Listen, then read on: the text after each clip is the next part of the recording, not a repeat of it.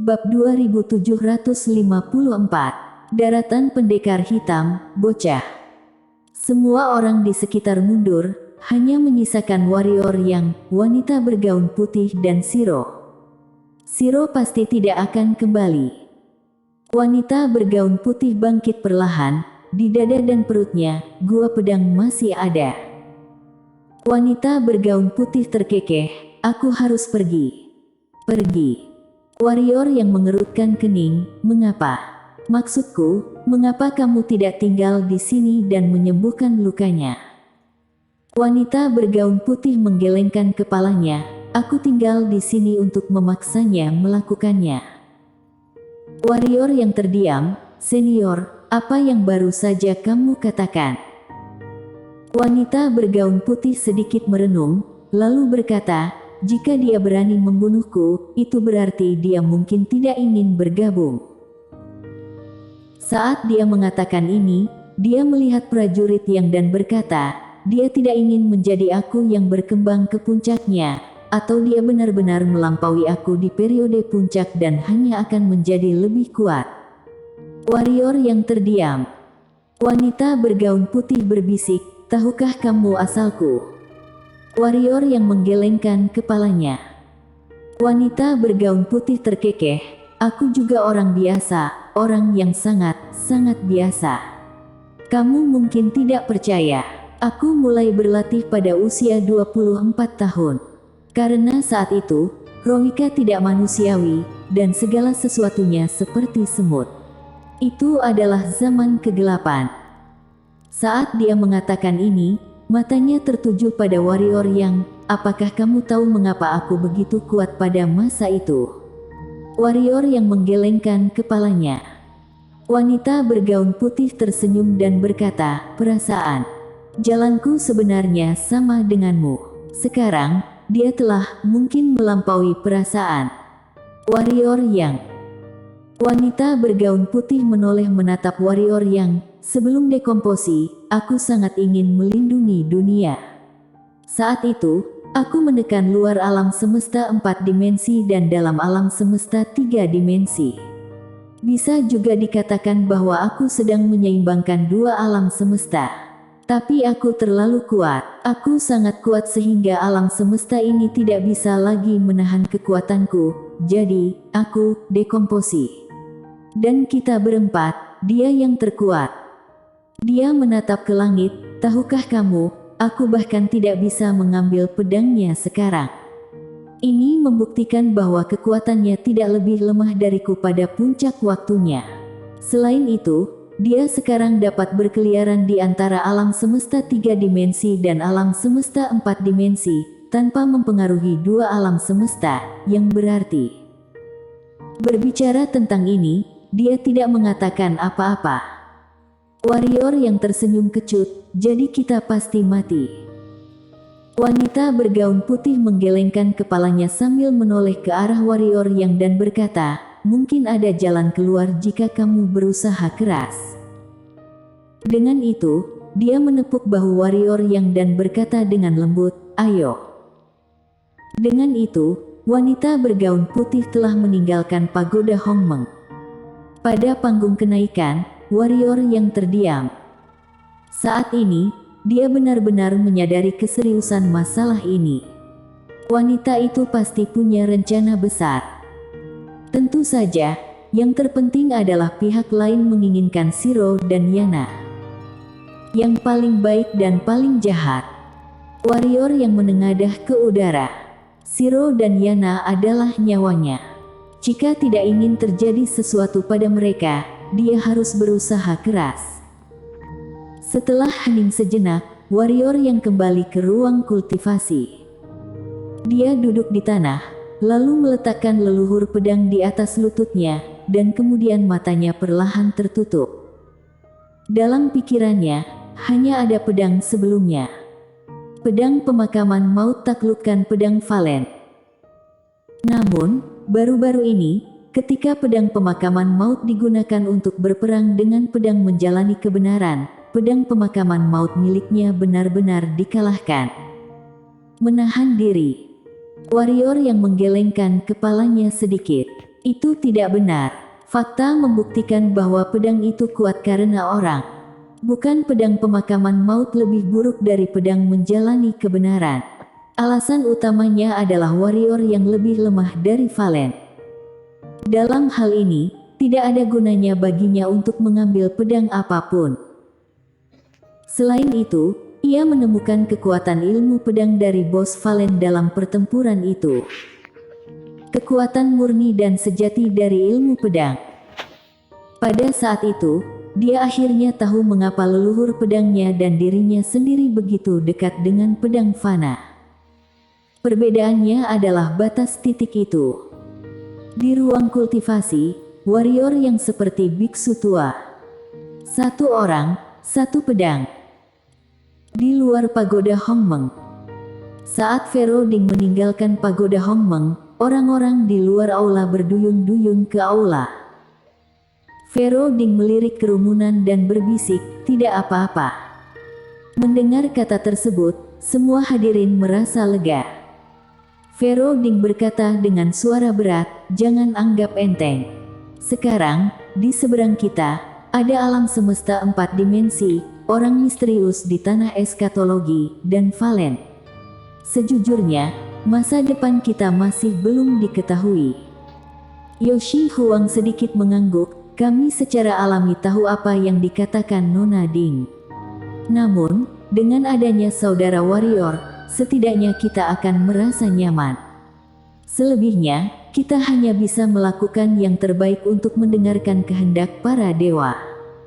Orang-orang mengangguk berturut-turut. Pada saat ini, mereka tidak punya pilihan selain berusaha keras. Menyerah. Orang-orang tidak menyukainya sama sekali.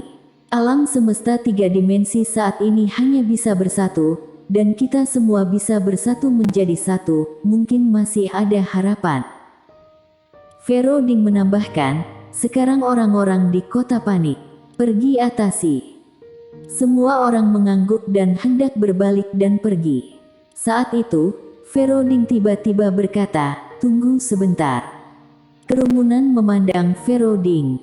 Fero Ding terdiam sesaat, lalu berkata, "Buka gerbang kota dan evakuasi semua orang di bawah alam takdir." Mendengar kata itu, semua orang di lapangan menjadi serius. Fero Ding berkata, "Kita harus bersiap untuk yang terburuk." Bersiaplah untuk yang terburuk. Sesaat kemudian, orang-orang di aula pergi satu demi satu. Hanya Irenean dan Fero Ding yang tersisa di aula, dan Fero Ding duduk di sampingnya, ekspresi suram di bawah ketidakpuasan yang sangat. Setelah beberapa saat, dia tiba-tiba menatap Irenean dan berkata, "Nona An, kamu harus tahu apa artinya tetap tinggal." Irenean tidak berbicara. Fero Ding bersandar di kursinya dan berbisik, "Tahukah kamu? Kali ini, aku pikir kemenangan kita nol." Irenean memandang Fero Ding dan tersenyum, "Aku tidak tahu apa yang akan dilakukan Valen, tetapi aku tahu bahwa kami seperti babi yang ditawan. Alasan mengapa dia tidak membunuh mereka bukan karena dia tidak memiliki kemampuan untuk membunuh mereka, tetapi dia ingin menggemukkan mereka. Di depan kekuatan absolutnya, kita tidak memiliki kemampuan untuk melawan." Saat dia mengatakan ini, dia berbalik untuk melihat ke aula dalam. Dia adalah monster, dan kekuatannya sangat kuat. Tapi kali ini, dia tidak menghadapi orang, tetapi benar-benar dewa, dewa yang hampir membuat dua alam semesta putus asa. Irenean menatap langit di luar pagoda di kejauhan dan berkata, "Hidup atau mati, tetaplah bersamanya." Fero Ding melirik Irenean dan berkata sambil tersenyum, "Ya, aku sudah terlalu banyak mengecewakannya. Sekarang akan melegakan bagiku untuk mati bersamanya." Irenean menggelengkan kepalanya, "Dia tidak menyalahkanmu." Dengan itu, dia menghilang ke lapangan. Di aula, Fero Ding terdiam untuk waktu yang lama, tiba-tiba dia mulai tertawa. Di atas kota Wanji, dua wanita sedang menonton kota Wanji di bawah. Tentu saja, kedua wanita ini adalah Denskiki dan Tako. Setelah beberapa saat, Denski berkata, anak itu jauh lebih baik dari sebelumnya. Tako sedikit mengangguk dan tersenyum di sudut matanya. Memang, dia telah banyak bertumbuh. Dia tiba-tiba melihat ke langit dan berkata, apakah kamu yakin ingin membunuh wanita itu? Denski menggelengkan kepalanya. Tako terdiam. Pada saat ini, Denski menambahkan, namun, kita bisa pergi mencari orang misterius yang menghentikan kita sebelumnya. Orang ini juga berkomplot melawannya dan bisa membuat kekacauan. Tako mengangguk, dia melirik aula Wanji di bawah, lalu berbalik dengan Denski dan menghilang ke langit berbintang. Di langit berbintang yang tak berujung, seorang kultivator pedang berjalan perlahan, seperti berjalan. Kultivator pedang berjalan terus. Akhirnya ia berjalan ke dalam tirai cahaya itu, yang adalah dunia baru. Seluruh dunia hangus, penuh dengan bau busuk dan terbakar. Seluruh dunia jelek. Melihat adegan ini, kultivator pedang sedikit mengernyit. Saat itu, di hadapan kultivator pedang, muncul seorang pria parubaya, pria berjubah gelap dan hanya bermata satu. Kultivator pedang menoleh ke belakang pria parubaya. Tak lama kemudian, dia menoleh ke belakang, tidak ada yang lebih kuat darimu. Pria itu sedikit mengangguk, Yan Joyan, bagaimana menyebutmu yang mulia? Kultivator pedang berbisik, pendekar hitam benua, si pengembara. Yan Joyan berkata, yang mulia datang ke dimensi alam semesta 4 dimensi aku hanya untuk melawanku. Kultivator pedang mengangguk, tidak ada permintaan lain selain permintaan langsung. Kamu hanya bisa memutuskan hasilnya, dan kamu bisa hidup atau mati. Yan Joyan terdiam lama, akhirnya dia menggelengkan kepalanya, aku bukan lawanmu. Kultivator pedang menggelengkan kepalanya, aku pikir kamu bisa. Yan Joyan berkata, jika aku bertarung sampai mati, mungkin aku bisa, tapi maaf, ada banyak orang-orang dari klan yang sama di belakangku. Aku tidak bisa bertarung dengan yang mulia. Kultivator pedang terdiam. Yan Joyan memberi sedikit hormat, tolong maafkan. Apakah kamu akan menyerbu alam semesta 3 dimensi? Tiba-tiba kultivator pedang bertanya. Yan Joyan mengangguk, tidak akan berhenti sampai mati. Ibu jari kultivator pedang sedikit terangkat, dan suara pedang bergema.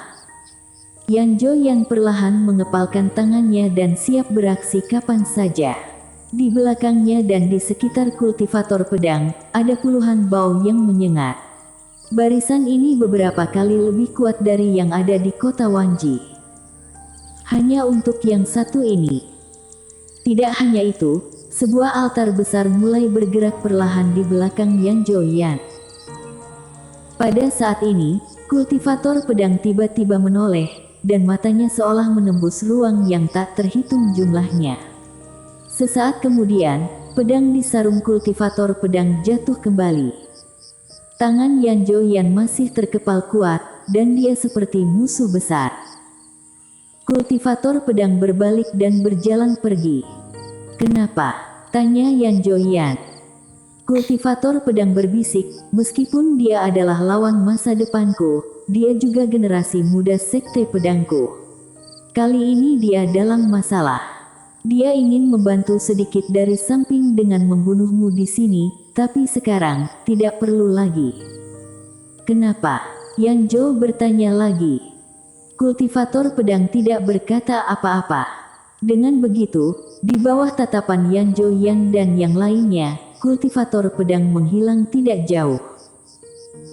Setelah beberapa saat, mata Yan Joyan perlahan tertutup. Mengapa master ini muncul di alam semesta 3 dimensi, dan ada seorang Valen masih tidak cukup ya? Pada saat kultivator pedang berbalik, seorang pria berjalan keluar dari aula di kota Wanji. Pria itu menatap langit dan menyeringai, semuanya masih baik-baik saja. Bersambung.